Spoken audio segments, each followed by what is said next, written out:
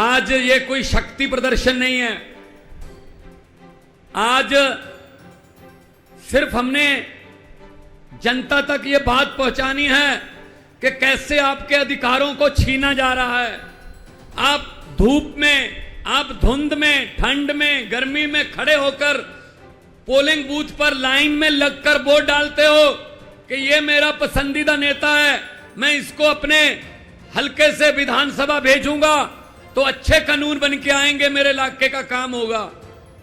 लेकिन मोदी साहब, ये भाजपा वाले ये चाहते ही नहीं है इनके बिना किसी और की गवर्नमेंट बन जाए।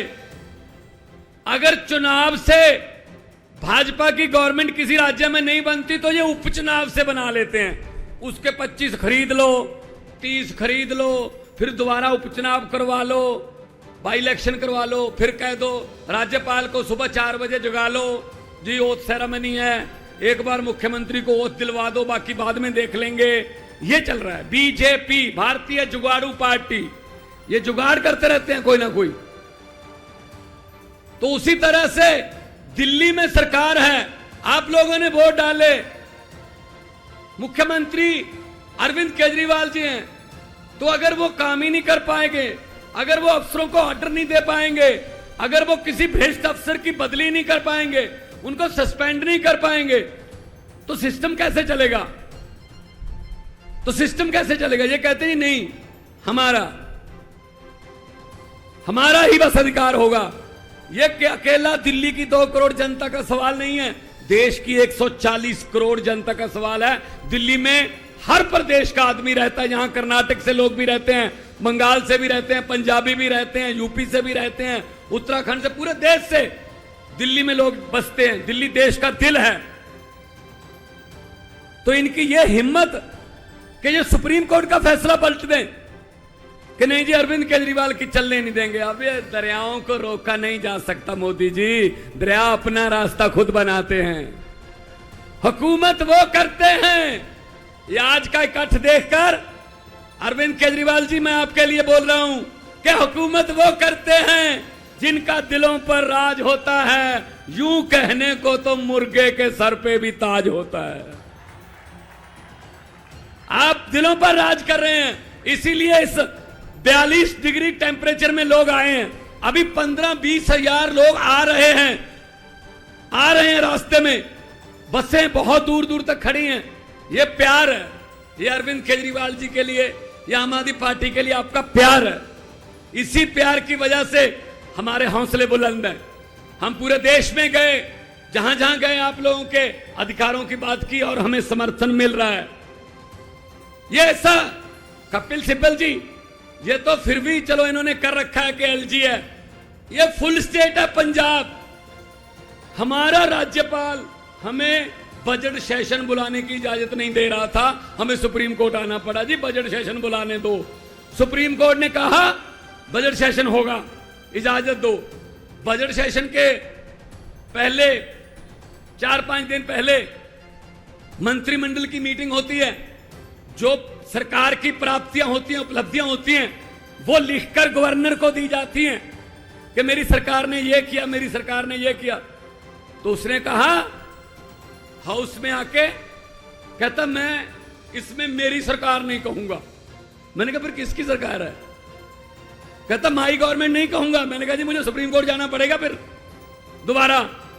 You have to say that, ये मंत्रिमंडल द्वारा पास किया हुआ भाषण है, you have to read it word by word. बोला भाई साहब, फिर बोलना पड़ा। तो ये हर स्टेट के कोई ना कोई डिक्का, कोई ना कोई अड़चन करते रहते हैं, ये नहीं चलेगा। तो आज की ये अध्यादेश को बचाने की, ये लोकतंत्र को बचाने की रैली है। कहने को तो हम biggest democracy of the world हैं, लेकिन है लोकतंत्र? कहीं पे लोकतंत्र बचा है? भाई साहब, जनता को इकट्ठा होना पड़ेगा। 140 करोड़ लोगों को इकट्ठे होके देश को बचाना पड़ेगा।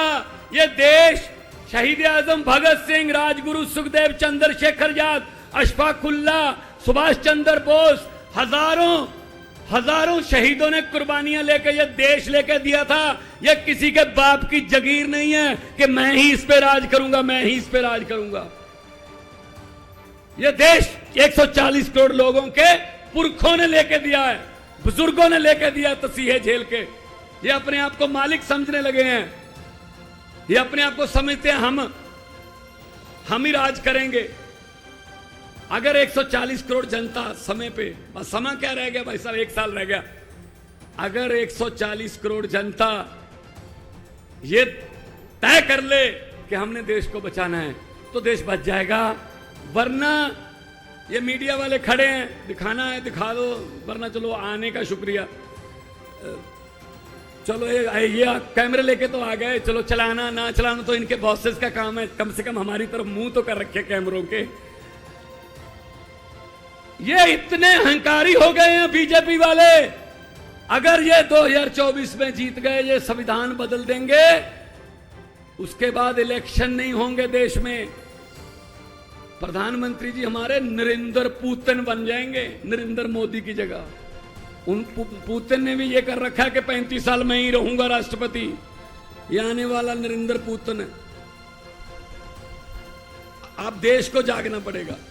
तो ये डराते हैं, अरे इसी मैदान से शुरू हुए थे, इसी ग्राउंड से शुरू हुए थे, जन्मभूमि है आम आदमी पार्टी की। ये हमें मजाक करते थे, अरविंद केजरीवाल जी को मजाक करते थे, सड़कों पर बैठकर कानून नहीं बनते, जीत कर आइए, जीत कर आइए। हम जीत कर आ गए, ये सड़कों पर बैठे हैं अब। ये कुदरत है, वक्त है। ये वक्त बहुत बड़ी चीज है। ये राजाओं से भीख मंगा देता है वक्त, ये भिखारियों के सर पे ताज टिका देता है वक्त। वक्त बहुत बड़ी चीज है।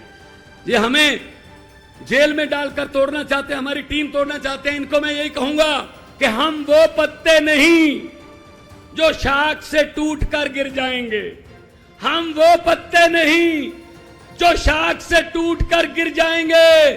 आंधियों को बोलो अपनी औकात में रहें। बहुत बहुत धन्यवाद।